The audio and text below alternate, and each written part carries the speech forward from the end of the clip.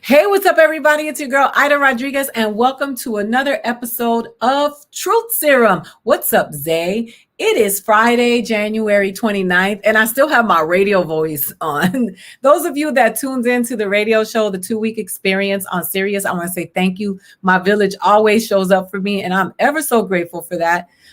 Today, we are back. We're going to be roasting these headlines. We're going to be talking about all of the things that are going on in the moment. And hopefully Chloe Hilliard will be joining me so that we can talk about all things news from our point of view. First and foremost, I wanted to extend a moment of condolences and praise for the great Cicely Tyson, who graduated from this life yesterday. And I just wanted to hold a space and a moment for her because she was very impactful in many of our lives, not just artists, but the people who watched. And I'm just eternally grateful for the gift that was the great Cicely Tyson in this realm. So I just wanted to just say we love you. Thank you. You are now an ancestor with the ancestors, and those of us who could call ourselves actors and artists are better for you. I was a big How to Get Away with Murder fan. I watched every single episode, and I cannot tell a lie. The interaction and the love between Viola Davis and Cicely Tyson in that particular show was just amazing, and I was touched by it. So I just wanted to hold the space for the great Cicely Tyson, who is now on the other side and an ancestor with us. Thank you, Breeze Cool. I appreciate that. You know, to all of my fellow comedians that are out there and watch and reach out, I want you to know that there is room for us all, and I'm rooting for you. And that is why I am here to break down doors to create a way for some of us who don't have the opportunities. I think it is important for us to do that. And let's do it. Dondi, that's hilarious. Tune down the guaperia. Tiffany Paradas Paniagua. That's my sister in the Dominican Republic. ¿Cómo está, manita? Que Dios te bendiga. Te adoro. So here we are. Another episode of Truth Serum. We're going to get into some of these headlines. Today, it's going to be an interactive experience. That's what we aim for anyway. And so I want to make sure that you know that I see you. And James, I know you always heckling. You always starting something, but I love you still. Thank you so much. What is it? Blairda. I love your commentary and your unapologetic stuff. Aro. How are you? Thank you so much. We are here. So I wanted to say that the great Amanda Gorman will be the first poet to ever perform at the Super Bowl. Some of these stories I talked about this morning on Sirius, and I'm going to be talking about them now. She's the youngest poet to ever, she's the only poet to ever perform at the Super Bowl. We've never had a poet at the Super Bowl. So I'm proud of her. She's a Cali girl. She is 22 years old. She's amazing. And the reason why I wanted to highlight her right after we talked about the graduation of Cicely Tyson is because this is the future. And all of the work and all of the things that Cicely Tyson went through in her life and in her career was so that Amanda Gorman could be. And I think that's beautiful. Do we have a clip, Arena, of Amanda? No. Okay. I see her up there. That's why I asked. So let's see. FKA Twigs recalls the massive mental toll of being targeted by Robert Pattinson fans. And those of you who don't know, FKA Twigs is a Black artist. She's a singer. She's dope. And she was dating Edward from Twilight. And so she's been in the news a few times because she is suing Shia LaBeouf for sexual assault. And now she is talking about the mental toll of being targeted by Robert Pattinson. So I think FKA Twigs is coming out and just spilling the beans or spilling the tea, as they say. And honestly, my opinion about this is kind of controversial because when it comes to sexual assault, I'm not going to ever condone anything that's ever happened. I'm here to always defend women and men who've been sexually assaulted, because believe it or not, men get sexually assaulted too. We always frame this conversation about women. There are a lot of men who suffered a lot of traumas at the hands of sexual abusers, and we need to hold them up in the light as well. In terms of being trolled by, being trolled, massive mental toll of being targeted by trolls, there is where we split, because trolls, we talk about James right here, who trolls me on a weekly basis. Trolls are optional because you don't have to log on. And if you're a Black woman and you're dating a white guy, and you know that the internet is one of the most hateful places, and one of the, it's one of the stirring pots for racist people and rhetoric. There are people dying of COVID. George Floyd's family will never have George Floyd sit at a table for Thanksgiving again. So I understand that this is a tough time, and I'm here for you, sister, but log off, get off that shit. That's what I do. I don't have to listen and read these comments. And it takes the toll on you if you sit there and participate in that bullshit. And honestly, none of us have time for that bullshit. We just don't. We got time for stuff. We got time for stuff that is going to move us forward. All right. I'm moving on. People keep telling Cardi B that she's not Black. And so I wanted to talk about this here. We talked about it this morning, and I'm going to keep talking about it again. Two things can be true at the same time. Cardi B can be Dominican. She can be Trini, because that's what she is. And she can be Black. Race and nationality are not the same thing. And I'm tired of hearing people tell her that she's not Black because of the texture of her hair. That erases the Blackness of a lot of people who don't have the coarser hair texture. Now, let's have this conversation, right? Because we can do that. Two things can be true at the same time. I think I'm going to rename this pilot, Two Things Can Be True at the Same Time. Cardi B can be Dominican and Black. Right? Those two things. Immigrants who are Black can be anti-Black, right? Because Black people can be anti-Black. We have Black people in America that can be anti-Black. School Days was about anti-Blackness and colorism, right? Or had that theme in there. It wasn't about that. But there is a reality about this whole Blackness thing, that you cannot have ownership on Blackness because of the hue of your skin.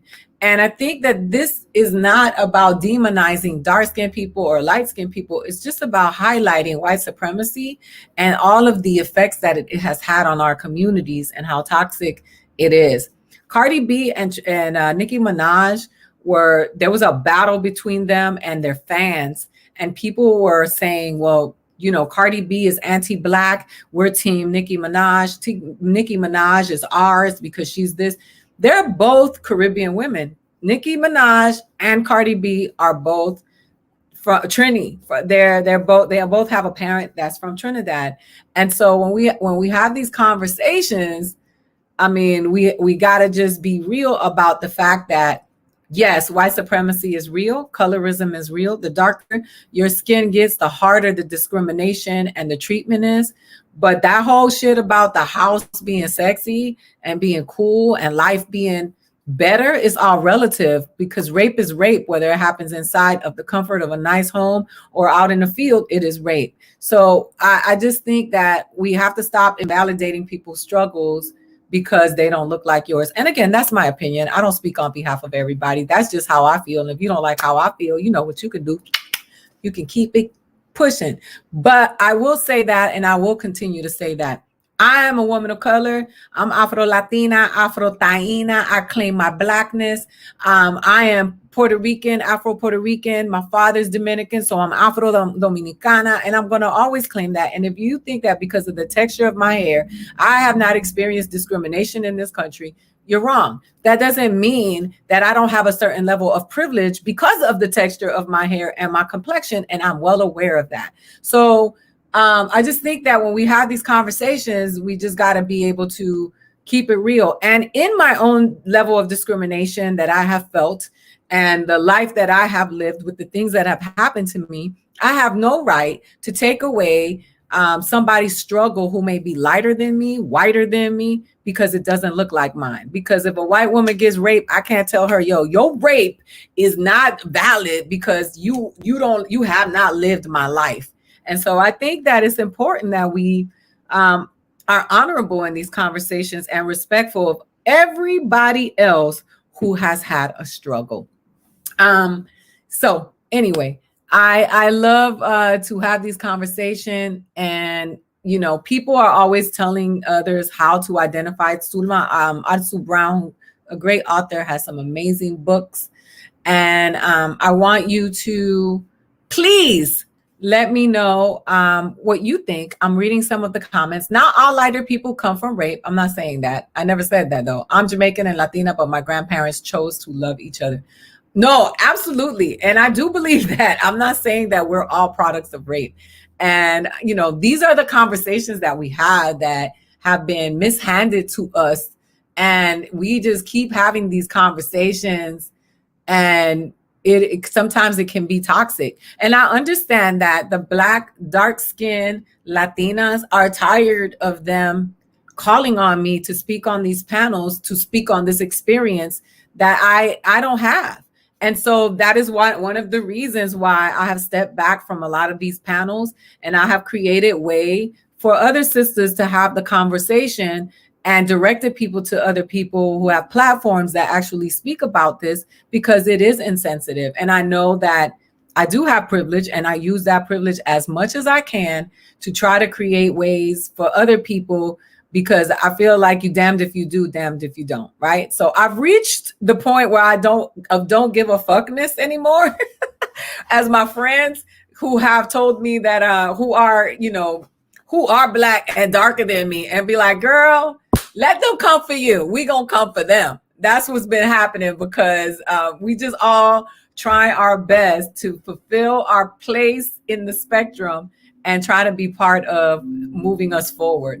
I will be glad when featureism, colorism, and texturism goes away, but these different spaces benefit from the very structure. Yes, Michelle, I do agree. And listen, I my daughter and I have had these conversations where she's the one that tells me, you have no idea what it's like to have this kind of hair. The texturism that I have experienced in my life has been very toxic. And I think that it's important for those of us to just listen and to just get out the way. And so that is what I've been doing. And in the moments where they demand me because it is a business decision, then I use the platform to create way for those who don't have that. And then hopefully we can affect the condition and create a way for them. And that's what I'm gonna continue to do. But I have reached the point of don't give a fuckness, because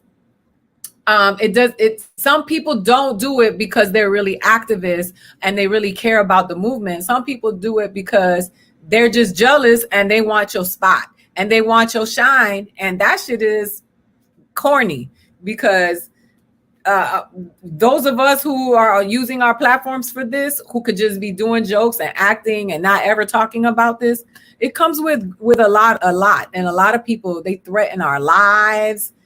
They say shit that is toxic. They call us out of our name. They harass us.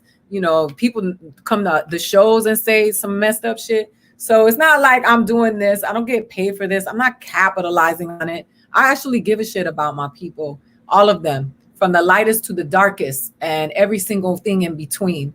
And I'm going to always speak up on behalf of the people, my family, my uncles, my grandmother, my son, the people that don't have a voice in this. So if you are offended by that, hola, I am grateful for you to hear this discussion, as these issues need addressing in our community. Absolutely. And within the Latino spectrum, the Latinx spectrum, there's already, we have so much. Colonization was the greatest mindfuck of all time.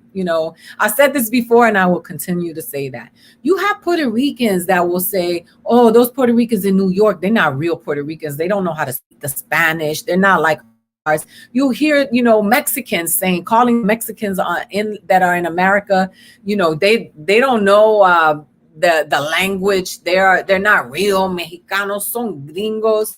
Like they say shit like that, and it is just so disruptive. And the joke that I said on They Ready that offended a lot of people is true.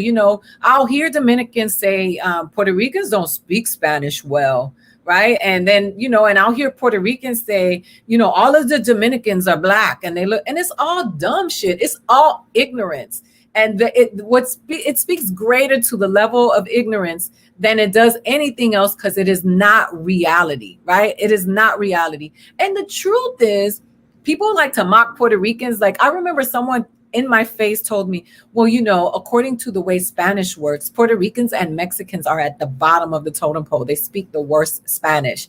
And I'm like, you out here pumping your chest because you speak, it's the oppressor's language. That's not our native tongue. I've said that here before. Do you speak Arawak? You know what I mean? Like, what are you talking about? The native language of our people, it's like we were colonized just like everyone else who was colonized, and that is not our native language. And so no shit, we don't speak it well. That we've been oppressed, and our education system is poor. We don't have the best real estate opportunities, the best education opportunities. We don't have the privilege that white people have in Europe or in America globally, because this is not just here. So of course some of us are not going to speak it correctly. I like saying ajo. That's what Puerto Ricans say. It keeps me connected to my ancestors. I like saying ajo. I like that a lot of the words in the Puerto Rican language, in the Dominican language, in the Cuban language are connected to our African roots. I love dancing, wawanko. I love taking my shoes off and dancing to those drums. That makes me feel like home. I'm proud of that shit. I'm not in any way ashamed of it. So, hey, take it on, Anyway, that does not mean that Cardi B cannot be responsible for using anti-blackness and saying anti-black things, which they said she has. That does not mean that people in the Caribbean don't use anti-blackness. That doesn't mean that people in other parts of the world don't use anti-blackness or anti-American blackness as well. That is real, but it's all a result of white supremacy, and it is unfortunate. But I will tell you this. What they did to us was grave, because now we are doing it to each other. Yes, call me later, just me. Love to Haiti, always. Haiti, on the island of Hispaniola. I know sometimes I'll be like, I know I sound like I'm all over the place, but I will say this. The great people of Haiti who kicked down the door for our liberation, I will always hold you up in the light. Those are my brothers and my sisters. And there is nothing you can tell me that's going to make me feel otherwise. All right, stepping into the frame is my peoples, who's late. I've been waiting on her. But she just recently moved to Los Angeles, and she just got so much shit popping off right now because she is just being great. So I ain't even mad at her for being late. Y'all welcome to the scene, my girl, Chloe Hilliard. Look, why you get cute? That's why you was late. No. Honey, listen, this is a Zoom world we living in, okay? I'm cute from shoulders up. How are you doing? I'm good. I'm happy to see you. So Chloe is someone that I actually FaceTime with. I don't FaceTime with a lot of people. I keep the FaceTime actually. No, it's just I could be myself with you. And so people, look, they're already saying we love Chloe. So I was about to move on to the next topic, but no, I wanted to chime in because there's the whole thing on Twitter about people telling Cardi B that she's not Black.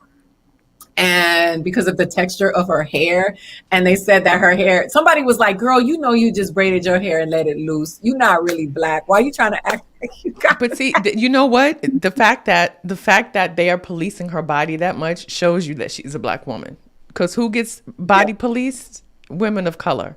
And just because someone is able to speak multiple languages, does that mean that they don't come from the African diaspora? And Cardi has always been very clear about her heritage. If you followed her early on in social media, she always showed her parents.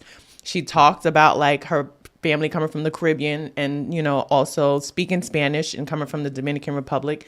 And so I think it's interesting because you have so many people who oftentimes talk about Dominicans not addressing their Afrocentric heritage. And you have someone saying that I am all of these things and it's fine.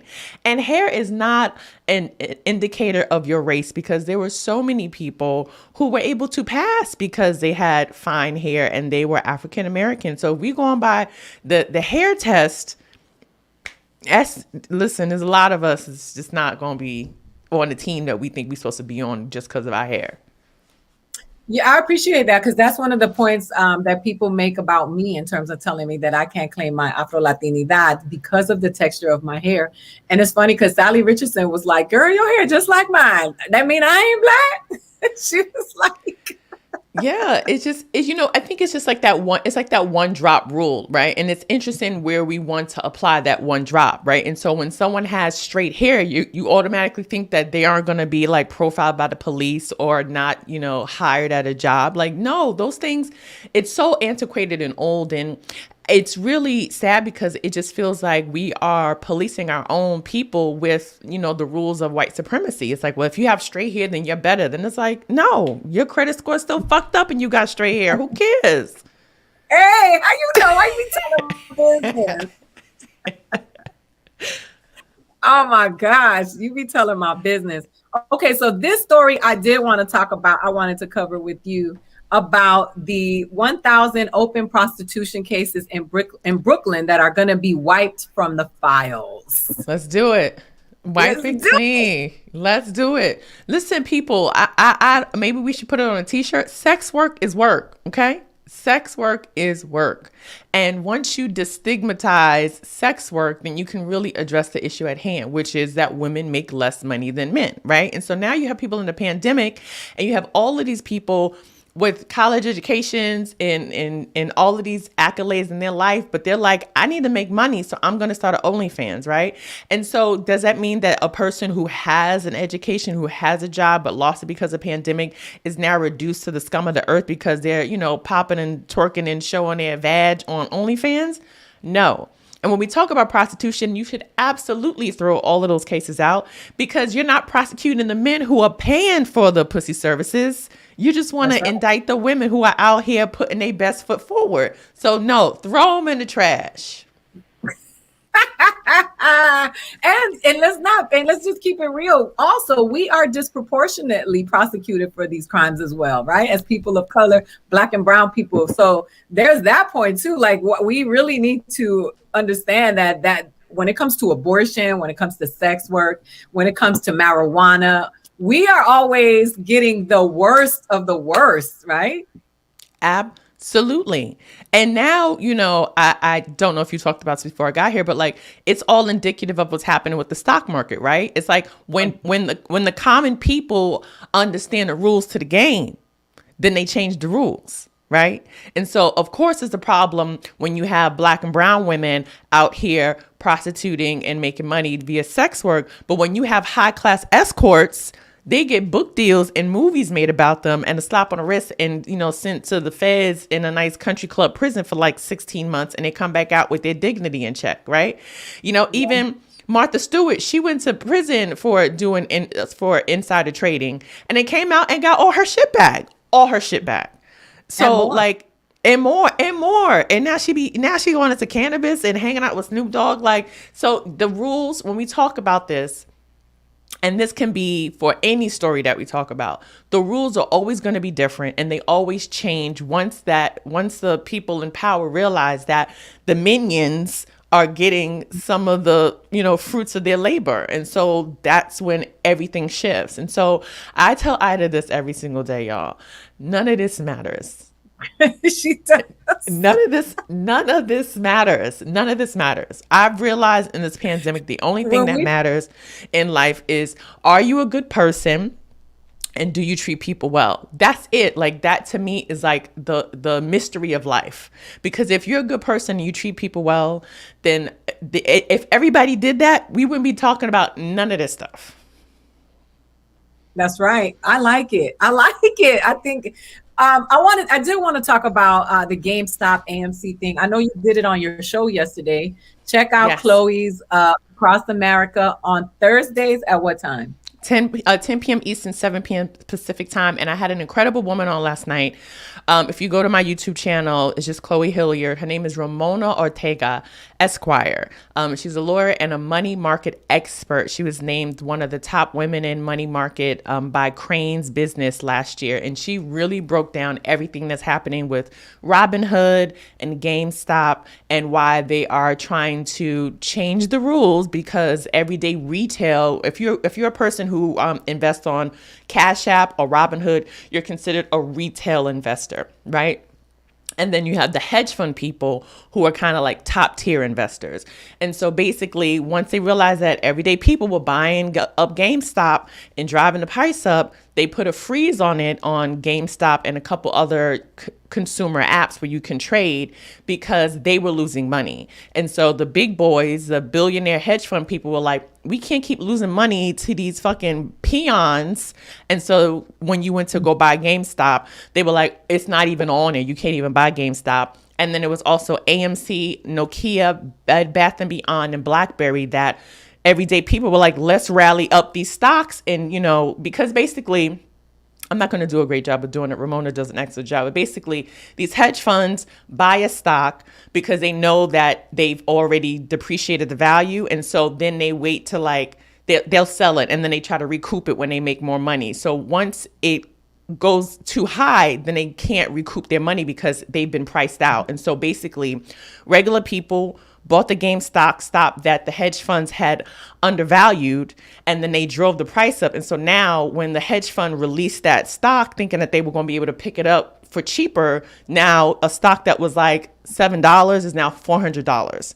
And so all of these retail apps like Robinhood or Cash App put a freeze so that regular people couldn't buy the stock, because they're trying to allow the stock to go down, since people like us can't buy it, drive the price down so that these hedge funds can recoup their money and not go broke. And so it's interesting, even I woke up yesterday at 6:20 here in LA to look at the stock market open, because I was like, I was able to get me 5 shares of AMC and I want my money. Yeah. Yes. Yeah. When did you buy it?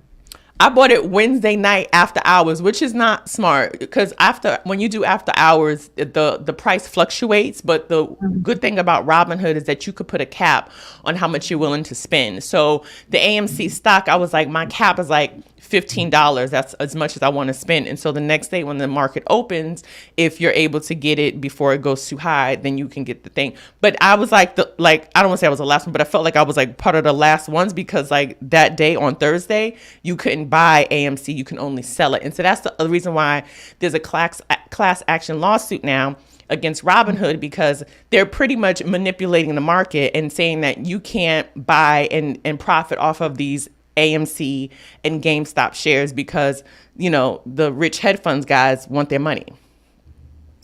So I was going to ask you. So you and I believe that a revolution is on the way. It's here, girl. We in it, right? This is part of it, though. The economics of it all, right? So would you say that this Reddit thing is similar to that WikiLeaks thing? And now the top 1% is revolting?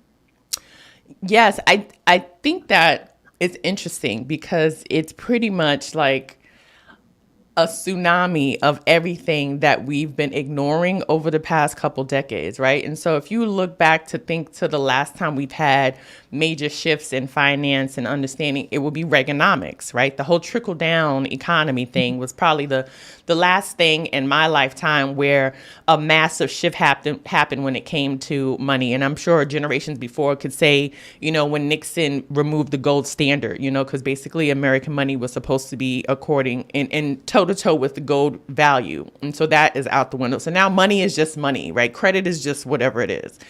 And so when it came to Reaganomics, they were like, like, well, if you let the rich people keep their money, they'll spend their money and then it'll trickle down. And it's like, this is not Planko on motherfucking The Price is Right or whatever it is, stupid game. Like, this is not, it's not going to trickle down to us.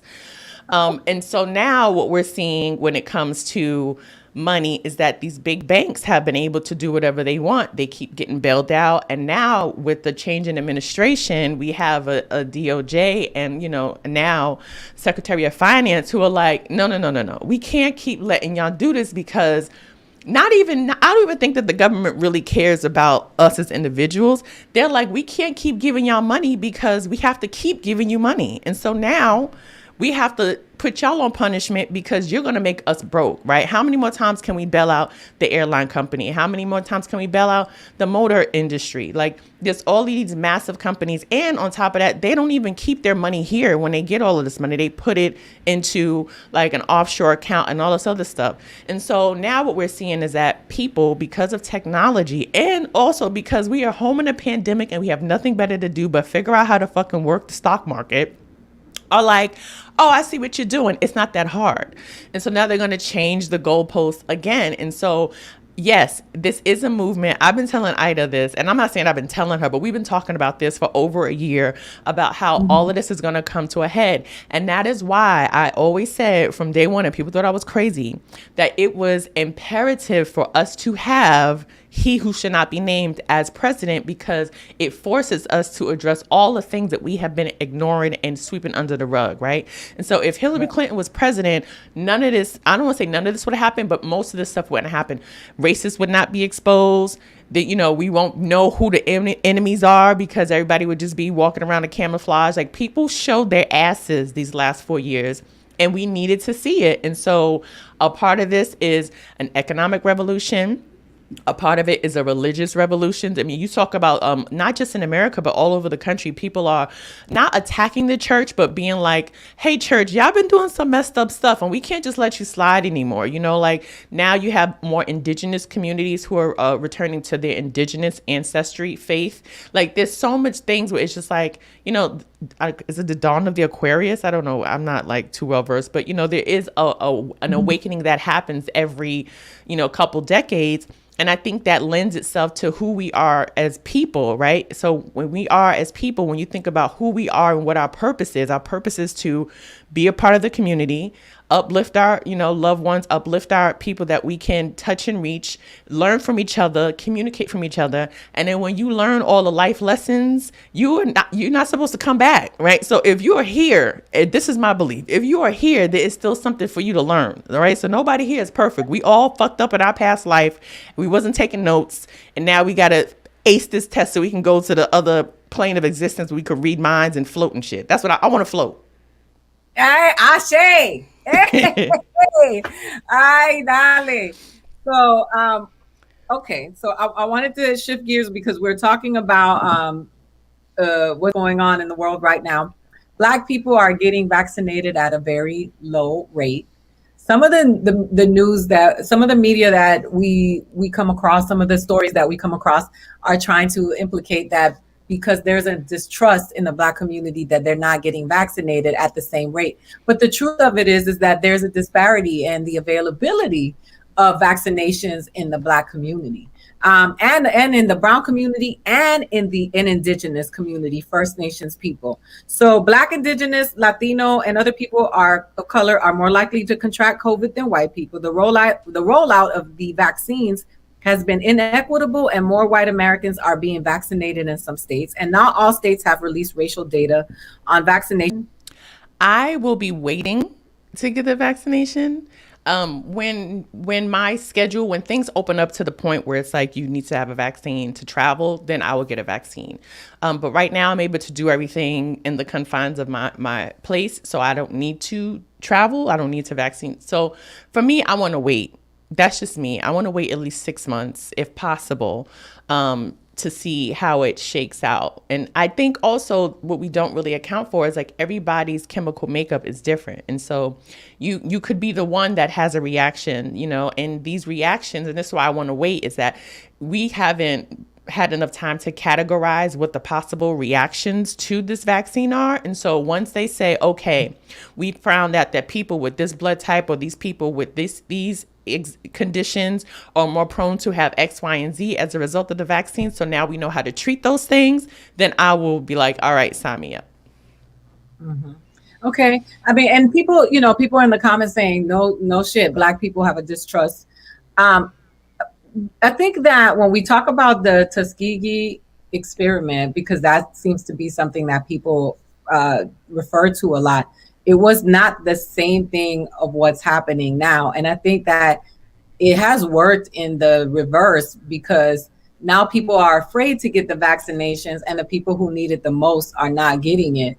And I think that there's a reason for that, right? Because you see all of the people that I know so many white people who are comedians and in the business who have already gotten vaccinated.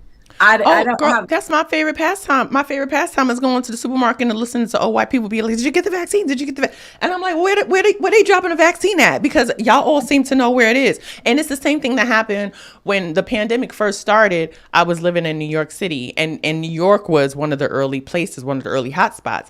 And so there were communities where there was like stories where you could, this is when they still was doing contact tracing. So it was like a doctor who went to a ceremony at a synagogue. He had it.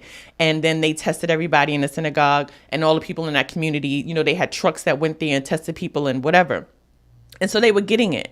But then when the Black community, mum's the word. Nobody knows how to find a truck. There's not no ice cream man with no nothing. Nobody was coming to test no Black folks. And so now here we are 10, 11 months later, and now it's vaccine time. And you have all of these upwardly mobile white people being like, oh my God, yes, you got to get the vaccine. Like just talking about it in the supermarket. And I'm like, the people who work at the supermarket aren't even vaccinated yet. How the hell you just came in here for some Brussels sprouts, bitch? How you get a vaccine before a motherfucker that been working here 14-hour shifts? That don't make no sense to me.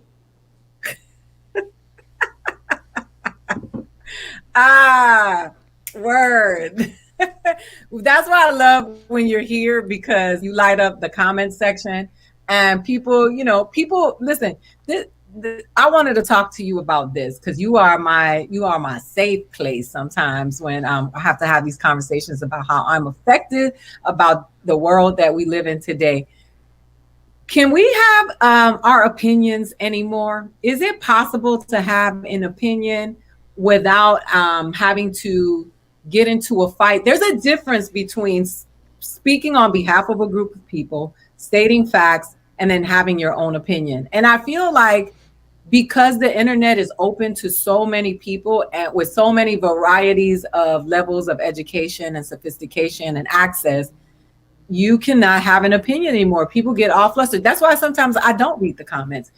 How do you deal with that? And what do you have to say about that? Because it has become a nightmare.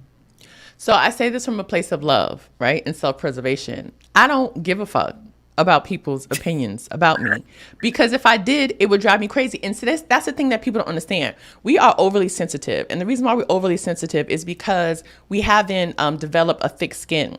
And because we're no longer socializing the way that we used to socialize 20 years ago, when you would actually have conversations, when you would have debates, when you would have dialogues, when you would have 4-hour phone conversations, like before, and all of those things teach you how to negotiate with a person, right? And so before you would say, let's agree to disagree. We don't have to say, see eye to eye. I still love and respect you, and I appreciate your opinions, but I don't agree.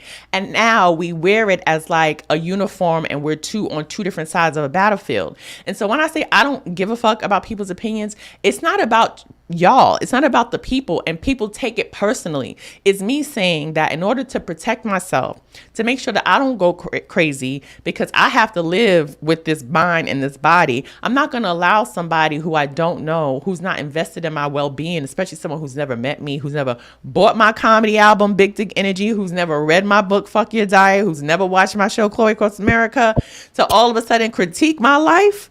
Nah, I just don't have it in me to care. And it's okay. That's fine. And I think what people realize is that when you say that you don't care about someone's opinion, it doesn't mean that you're saying kill them and throw them off a cliff. I'm just simply saying I don't have any space in my life for your opinions. And that's fine.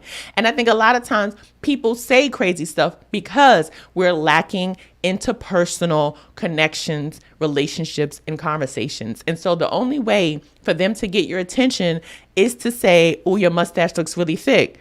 Okay, next. No comment, no response. I'm not giving you nothing. That's my girl.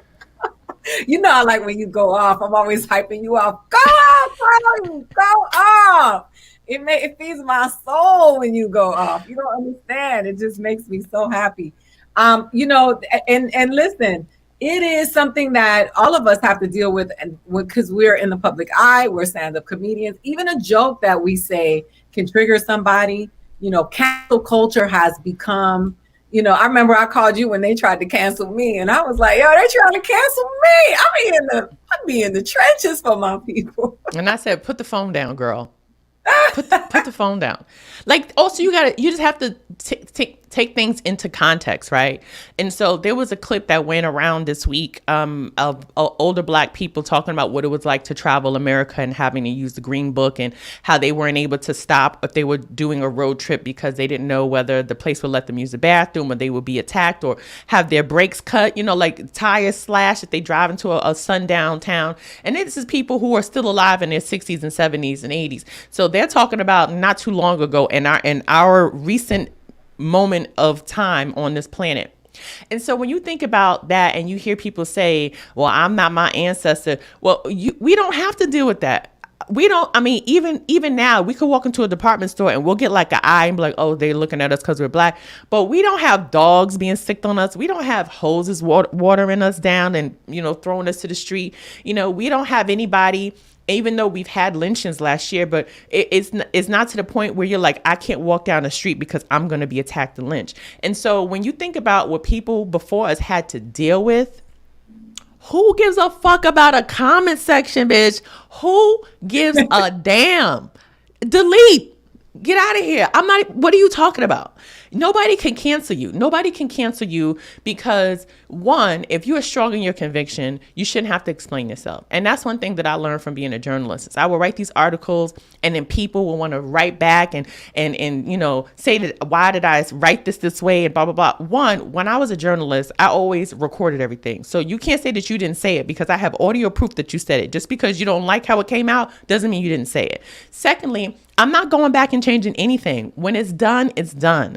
And I'm not explaining myself. And I think a lot of times we feed the circus by wanting to over-explain ourselves. And then what happens is when you over-explain yourself, there's always that person who's going to say, well, what about this? And you said that, but what about that? Because they already have an agenda. And so now, let me just clarify. When it comes to canceling, I don't believe that you should dismiss a person because we all learn and we grow. But I do believe that you should apologize if you have truly offended a group of people or a person, right? If I attacked Aida and I said something about her and it offended her and it was wrong and not based in truth, then you should apologize. But if you're seeking your opinion about an issue and people don't agree with your viewpoints on that issue, then I don't think that you should cancel a person. You just don't agree. Like, you just don't agree. Right. No, and it's a slippery slope with us because everybody there are people, you can justify almost anything with some bullshit on the internet, right? There's a blog article that's supporting your theory that, you know, people from Mars live in Little Haiti and Miami. There's somebody who will write some dumb shit. There's something to listen, girl. I ain't gonna lie. I saw a picture of Mike Getz with a suit that didn't fit. I was like, he might be a lizard. He might be a lizard. Girl, I found out Mike Pence was homeless. Mike Pence is homeless, y'all. Mike Pence is homeless without a home. And I was like, oh, that's why he had a fly on his head during the debate. Nigga homeless. Smell like trash. And that is the great Chloe Hilliard. And you know, it's funny when we talking about the cancel culture is we as comedians are always met with that. And someone, I remember somebody said to me, you know, that joke that you said, it really triggered me. And I was like, you know, that joke, I lived it. So no shit, you know what I mean? I'm dealing with it. This is me living out my trauma on stage. It triggered you. My incident triggered you. You may not Yeah. want to watch my comedy no more. Yeah. And I think also, especially when it comes to stand up, or even art, people feel like you created this thing with the intention of offending them. And it was like, you were not even in my mind when I I know. came up with this joke. When I was living my life and I wrote this, I didn't know who you were. No, but that how grand of you to think that it's always all about you, yo. Like it's really, really funny. Some good news: all English primary schools are getting a free anthology of Black writers, and I love this story. I would love to see programs like this globally and here in America. From August 5th, primary schools across England will be given access to free anthology books by Black British authors. And I would love to see that happen with Black and Brown authors here in America. Our children, what we put into our minds and our psyche helps build our self-esteem, how we approach life, and how we see things in ourselves. And you are an author. I want you to talk about your book and what your book is about, because it's just on brand right now. I don't give a fuck. I love you, Annie. So really, really quickly, my book is entitled F Your Diet and Other Things My Thighs Tell Me. I released it a year ago. And it is about my experience with body image and body weight. And also, more importantly, because I know people hear that and like, well, I'm not fat. I never dealt with being fat. More importantly, the journalist in me, I tie in a lot of facts and figures that explain how our food market is manipulated here and how we are given things that aren't best for us because it comes with a big profit margin for other people. And so I also talk about racism and feminism and sexism and working, in a place where I'm one of two Black people and all the things that you deal with when you are a woman of color in this country. So if any of that applies to you or anybody pick up my book. I also recorded the audio version as well, so you can hear this beautiful Brooklyn accent at your leisure. I want to give a shout out to the people who are watching on YouTube, Facebook, Twitter, and Twitch. Thank you, because a lot of you are showing up, and some of you are making donations or giving money to the show, which I appreciate. Thank you so much for doing that. I wanted to call out some names, and I want you to say, Chloe, what's the first thing you think about when you hear these names? Oh Lord! All right. Kanye West. He needs a hug. Okay. Kanye needs a hug. He needs a hug. He's troubled, but he's not being uplifted and loved and dealt with the way that he needs to. And I feel like when you deal with people who have mental illness or emotional development issues, we try to like shit on them. And I think he needs somebody who will be like, come here and sit down. Just take a nap. Van Jones. Coon City. I can't stand me some Van Jones. I was rooting for him, Van. I was rooting for you, but you flip flop more than a burger at fucking Waffle House at 3 a.m. I can't take you. Ivanka Trump.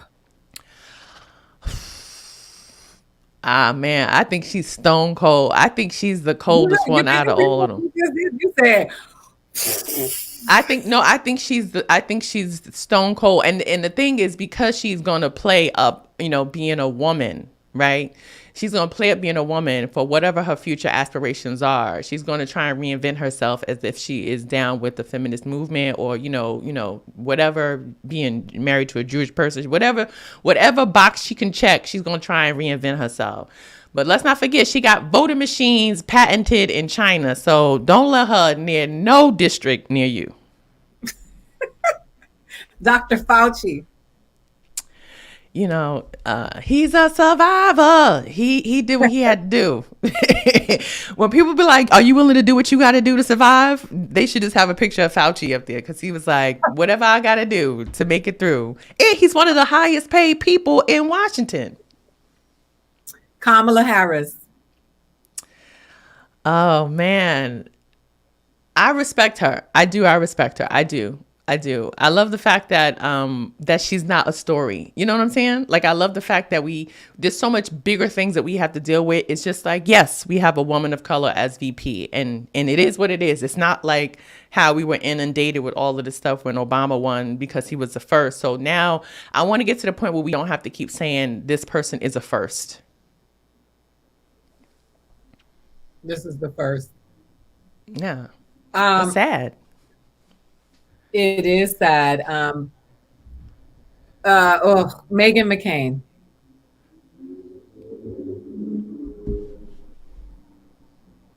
Without skill or talent.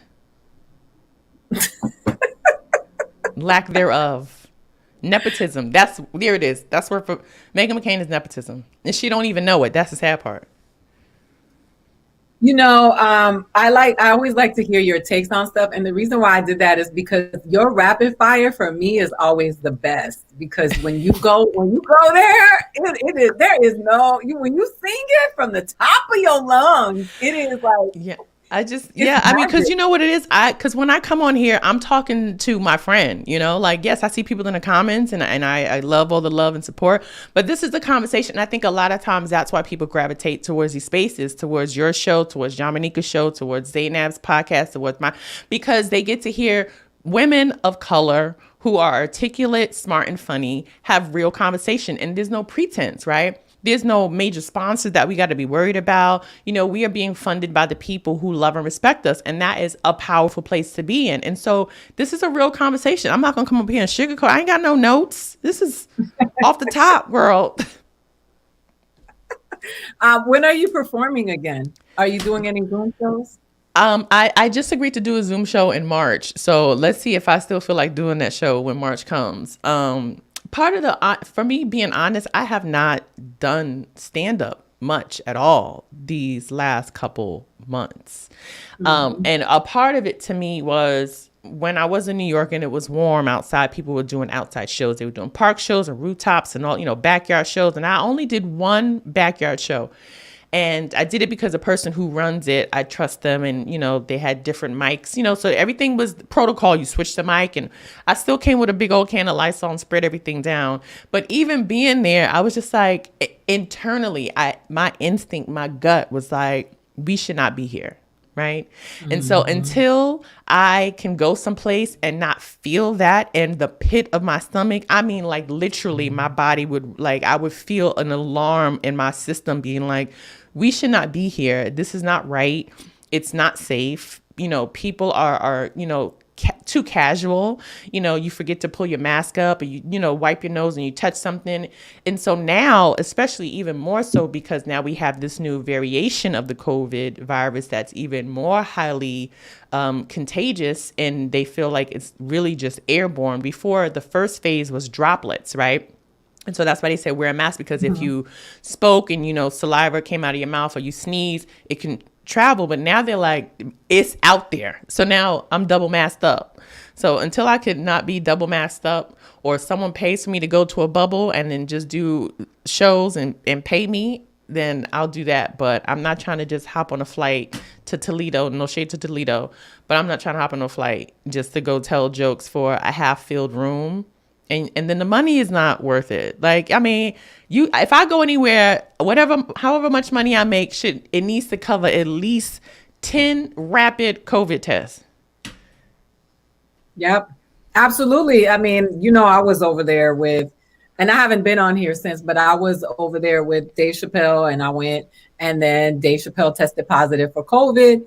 And, people were clowning me, and I was there because I'm getting ready to work for my special. So I'm desperate for stage time, and we got tested twice a day. And still, so you have to be vigilant and diligent about how you're interacting in these spaces, because you don't ever know how COVID is going to affect you. Because there are some people who I've known that have been really healthy that got COVID and died, and people who have compromised immune systems and have survived COVID like nothing. It's just, I have 2 family members who passed away from COVID in the past month.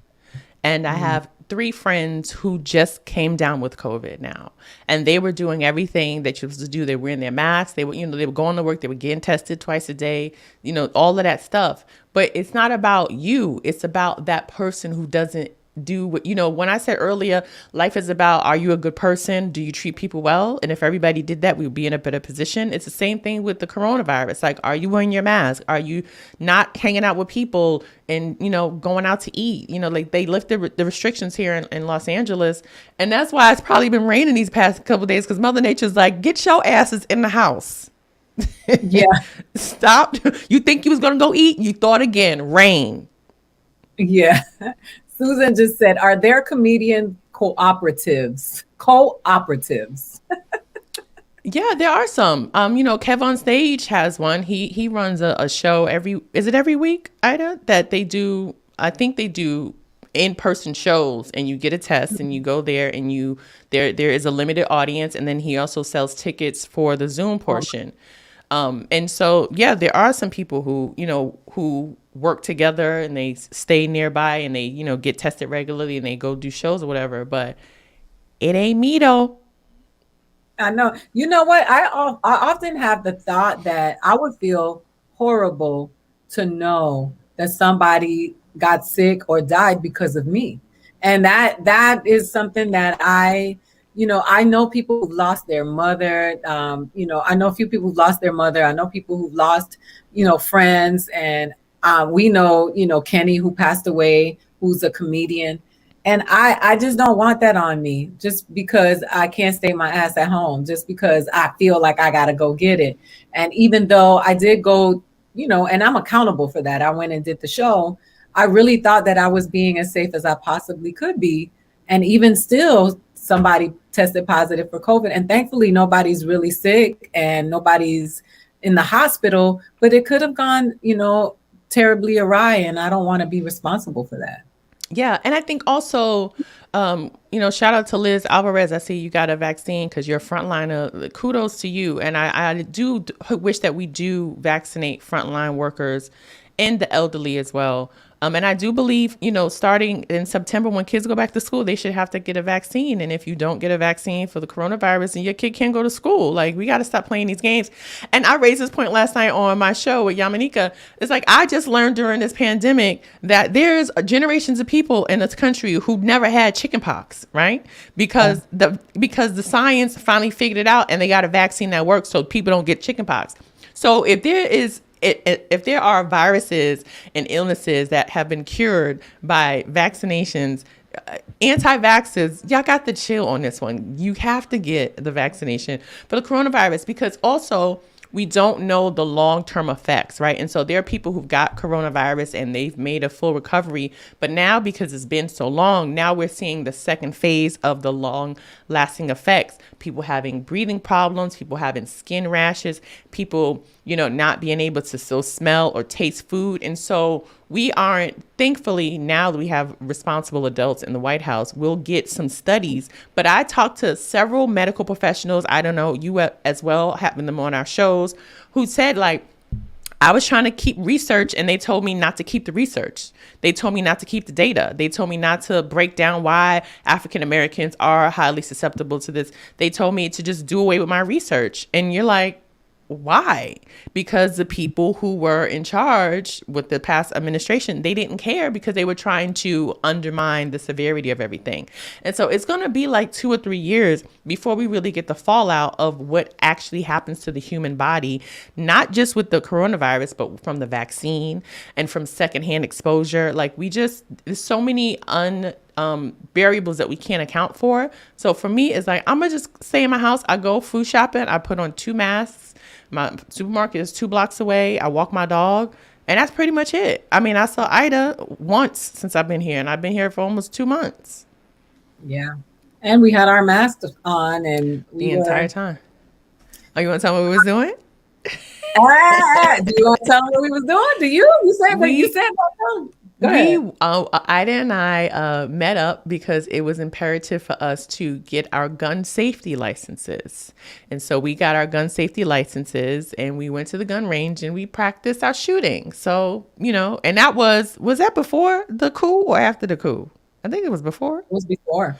Before the coup. And then when the coup happened, I was like, see, I told you we should have went to the gun range. She did. Um, oh my, it's like so fun. This is not like work for me because I'm doing it with you. But tell people where to follow you, how to find you, and what you got going on. Let's remind them. Absolutely. You can follow me on Chloe_Hilliard. It is my little name tag right here on Twitter and Instagram. I just brought back Chloe Across America for season 2. So we have brand new episodes every Thursday at 10 p.m. Eastern and 7 p.m. Pacific time. Last night we talked about everything with the GameStop Robinhood stuff. And then I also was joined by Yamanika Saunders. So each week will be a topic and some great conversation with comedians as well. So I want to do serious information and then also funny and levity to help us close out our week because everything is stressful. So we have to find joy as best we can. And you can buy my book, F Your Diet, listen to the podcast version of the show, Chloe Across America, and, keep supporting us because, we all we got. Yeah, I want to do a reunion show soon, like a reunion show, like we're a reality show. But me, you, Zainab, and Yamanika, because a lot of people have commented about it. They really enjoyed it, and I want to keep it going. I want to say thank you to all of you who have been showing up. You guys have been consistently here for the hour, and I just want to say thank you, express gratitude for you because you are the ones that keep us going and keep us moving, especially in this pandemic, by engaging, participating in the conversation, contributing, and it's all good. We don't see the negativity because we got things to do and we moving forward. And as Chloe said earlier, we don't give a fuck. With love. I said that we gotta say it with love. With love. I say it with love. Everybody knows everything I do with love. I do it with love. But I want to say thank you for coming by. I want you to come back soon. And we'll be back, not next week, but we will be back the following week. Thank you for coming to check out Truth Serum. We are out.